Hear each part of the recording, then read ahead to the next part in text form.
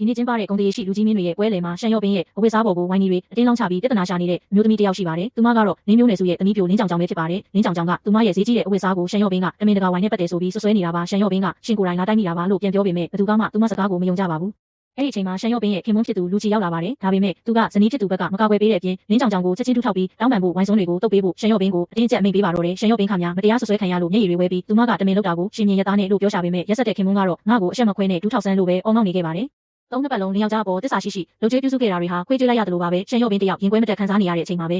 ရုတ်တရက်အရှင်ဝါအပြည့်နဲ့လူငယ်တယောက်ပွဲလေကိုရောက်လာပြီးရှန်ရော့ပင်းကိုဖက်ကသူမကိုဘသူကဒူးထောက်ခိုင်းရတာလဲလို့ဟင်းဟောက်လိုက်ပါ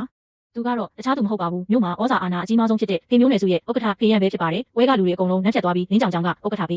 ရှင်ကဘာလို့ဒီလိုလင်းကျမနောက်ခံမရှိတဲ့မိမကိုသိနေရလဲလို့မေးတဲ့အခါဥက္ကဋ္ဌဖေကမျက်လုံးကိုတေချာဖွင့်ပြီးကြည်စမ်းသူမကငါကိုယ်တိုင်ရွေးချယ်ထားတဲ့သူပဲလို့အားလုံးရှေ့မှာကြေညာလိုက်ပါတယ်ဒါရင်မကသေးပါဘူးဥက္ကဋ္ဌဖေကရှန်ရော့ပင်းကိုစီးပွားရေးလောကထဲပြန်လည်ဝင်ရောက်နိုင်ဖို့အတွက်ငွေကြေးပမာဏဘီလီယံ30တောင်မတီရင်းနှီးပေးထားကြောင်းစာချုပ်ကိုထုတ်ပြလိုက်ပါတယ်ပြီးတော့စောစောကရှန်ရော့ပင်းကိုနှင်ခဲ့တဲ့လင်းကြောင်ကြောင်ကိုကြည့်ပြီးမင်းကစောစောကသူမကိုရောကြေးမပေးနိုင်ဘူးလို့ပြောတယ်မလားဒါဆိုမင်းတို့လင်းမိသားစုရဲ့ကုမ္ပဏီတစ်ခုလုံးရဲ့တန်ဖိုးကဒီဘီလီယံ30ကိုရောနိုင်လို့လားလို့ပညာသားပါပါနဲ့ချန်နေလိုက်ပါတော့တယ်အခြေအနေတွေပြောင်းလဲသွားတာကိုမြင်တဲ့ခင်မွန်းဟောင်းလူချီကမျက်နှာပြောင်တိုက်ပြီးရှန်ရော့ပင်းမင်းကနဲ့ကွာရှင်းစာချုပ်တောင်မချုပ်ရသေးဘူးအခုချက်ချင်းနောက်ခံအစ်ရှာလိုက်တာပေါ့ဟုတ်လားလို့ရန်တွေးပါတယ်အဲ့ဒီခါမှာတော့ဇက်ရှိန်ကအထွတ်ထိပ်ကိုရောက်သွားပါပြီရှန်ရော့ပင်းကပြုံးလိုက်ပြီးဥက္ကဋ္ဌလူတတိပေးတာမှန်လိုက်တာအဲ့ဒီကွာရှင်းစာချုပ်ကိုငါလက်မှတ်မထိုးရသေးဘူးဒါကြောင့်ဥပဒေအရငါဟာအခုထိလူမိသားစုရဲ့ကြော့ဖြစ်နေတော့မယ်လို့တီတီငိမ့်ငိမ့်တုတ်ပြန်လိုက်ပါတယ်